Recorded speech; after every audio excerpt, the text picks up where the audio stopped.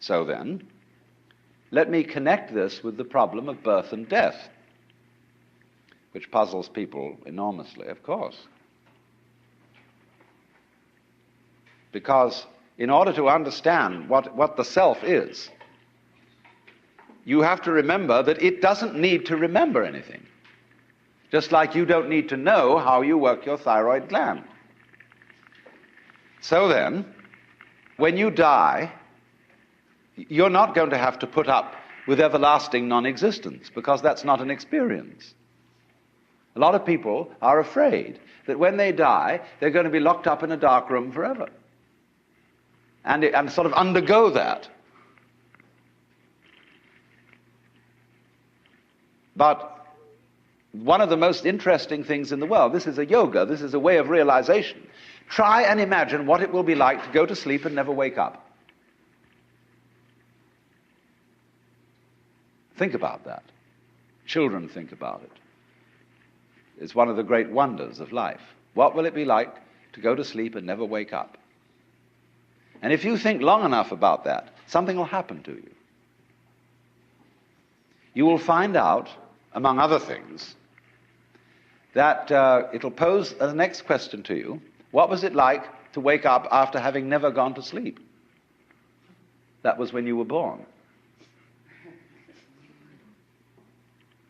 You see, you can't have an experience of nothing. Nature abhors a vacuum. So after you're dead, the only thing that can happen is the same experience, or the same sort of experience, as when you were born. In other words, we all know very well that after people die, other people are born. And they're all you. Only you can only experience it one at a time. Everybody is I. You all know you are you. And wheresoever beings exist throughout all galaxies, it doesn't make any difference. You are all of them. And when they come into being, that's you coming into being. You know that very well. Only you don't have to remember the past. In the same way, you don't have to think about how you work your thyroid gland or whatever else it is in your organism. You don't have to know how to shine the sun. You just do it. Like you breathe. Doesn't it really astonish you that you are this fantastically complex thing? And that you're doing all of this and you never had any education in how to do it? You never learned, but you're this miracle? Well, the point is that from a strictly physical, scientific standpoint, this organism is a continuous energy with everything else that's going on. And if I am my foot, I am the sun. Only we've got this little partial view. We've got the idea that, no, I'm just something in this body, the ego. That's a joke.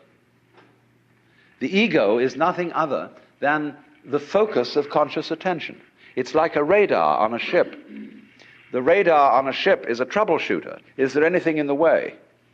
And conscious attention is a designed function of the brain to scan the environment, like a radar does, and note for any trouble-making changes. But if you identify yourself with your troubleshooter, then naturally you define yourself as being in a perpetual state of anxiety. And the moment we cease to identify with the ego and become aware that we are the whole organism, you realize as the first thing how harmonious it all is.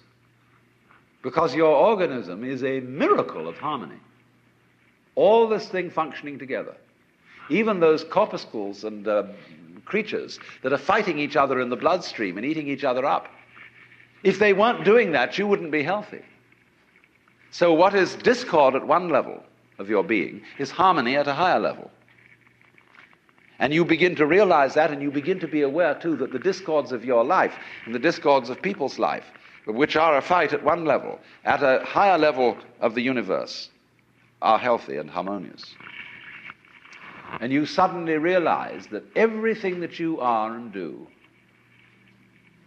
is at that level as magnificent and as free of any blemish as the patterns in waves, the markings in marble, the way a cat moves, and that this world is really okay and can't be anything else, because otherwise it couldn't exist. But the reality underneath physical existence, or which really is physical existence, because in my philosophy there's no difference between the physical and the spiritual. These are absolutely out-of-date categories. It's all process. It isn't stuff on the one hand and form on the other. It is pattern. Life is pattern. It is a dance of energy. So I will never invoke spooky knowledge. That is to say that I've had a private revelation, or that I have sensory vibrations going on a plane which you don't have. Everything is standing right out in the open. And it's just a question of how you look at it. So you do discover, when you realize this, the most extraordinary thing to me that I never cease to be flabbergasted at whenever it happens to me.